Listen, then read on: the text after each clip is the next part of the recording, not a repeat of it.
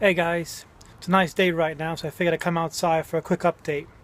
Now, that Bergen there, that's a DD Hammocks green Bergen, which I got in a trade. And it's a really good bag. It's my lightweight bushcraft bag. It's good for a day out in the woods when you're doing some crafts and stuff, or you want to set up shelter and just chill out for a day. Or I can do like 2 nights in that, and that'd be fine. But I wanted to show you an update on another bag, which is that is my LK35, my first one, and I showed the mods I made in this one, which was the 2 pouches on the side, which attached to the frame here. You can see that in my last video. The only thing I added since then was the idea was hang this on a tree, and I have, because the frame is so sturdy, I can hang it on the tree and then just go in the bag and use it as I want. What I added on this one was I did a loop around where the axe point is, so you can still use your axe in here, but I added 2 clips, and basically the bit that comes up to the middle here, so these 2 are looped on, goes around, but the end parts are hooked into here. So if I was hanging a bag on the tree, this would flap out, hit the floor, and then my bags would come loose to the sides. So this here, I'll bring you a little closer. Right, so they're attached to here, so this is not going to come down now because this clip here is doing it. If I want to take these off, I can. It's not a big issue, but it does that. It would just stop it from flapping down and hitting the floor, in case you wanted to update your bag, or if you copied my idea on that one. So that's that one, and I'll show you a quick close-up of that. So there's the 2 clips. They are sewn on through a loop of extra webbing there. The one that goes normally through this one goes through the 2 loops in the pouches. That goes to the bottom of the frame, but so that it runs up, it runs into this bit. So you can have this open and not worry about this coming out and going to the floor. That's the point I was trying to get.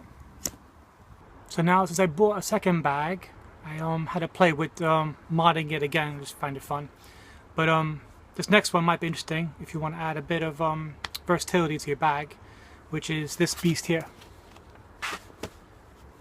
So now you have the same principle with a little bit of webbing on the front there for those 2, except for actually sewing it to the bag. So this method here, you actually are going to put holes in the bag. So I sewn one to the middle with 2 straps. There, I'll do a close-up in a second. I also added some Bergen pouches on the side, the PLC pouches, and I'll show you why I did that in a second. And then you also have your loop on top and your waist belt. So let me give you a close-up now. So there's your handle there. I left the straps because I found them quite comfortable anyway. This bag's really good if you want to heavy loaded out. Padded weight belt there on the sides. Ignore my bow and arrows there, which I used a recycled army trouser leg. I did a video about that too, how to do that.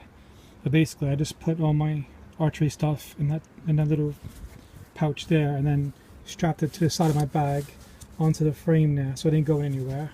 So kind of make it like a little quiver out of fabric, and there's still plenty of room to put anything else you want to put in there.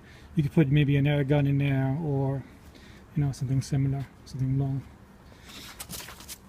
Now this here, I like the idea of it. What I did was I had a beaten up Bergen that would, it was scrap. So I took the zip off that one.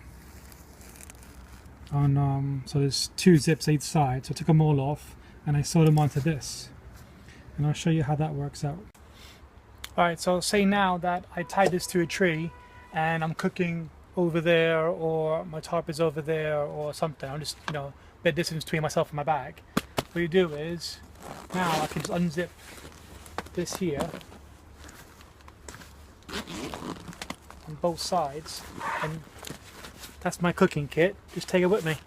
Or give it to someone else and they can do their job or what do you want to do. it's not bad. And then when you're done, just zip it back on. So I can either take these off and I still have my normal bag. And what I did was,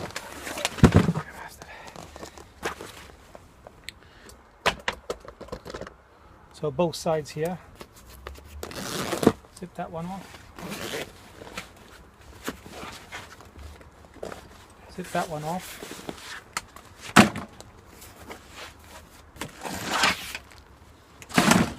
So now I still got a nice little bag with my front pouch still on there. And then also in the bag itself, this is my bug out bag, which is why it's being a pain in the ass moving around. But in there I have the yoke, so I could just put those on my yoke and then head off into the woods, leave this at camp with someone else who's, you know, cooking or something like that. I can go off and get some firewood, throw it in there if I wanted to, or, you know, do my own thing. So you got two nice pouches on there, and then that's how I sewed it up.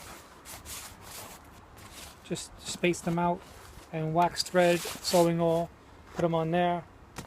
I think with handle and waist belt you got to put them on every LK35, but when it comes to pouches, yeah, I did put holes in it, but everything inside I'm not worried about getting wet, or it's in a wet dry bag, so it works out well for me. And yeah, I added an extra, how many liters those are, I don't know, but so this was a good idea. If you guys wanna, I figured I'd share that with you. Let me know what you think, if it's a good idea or not.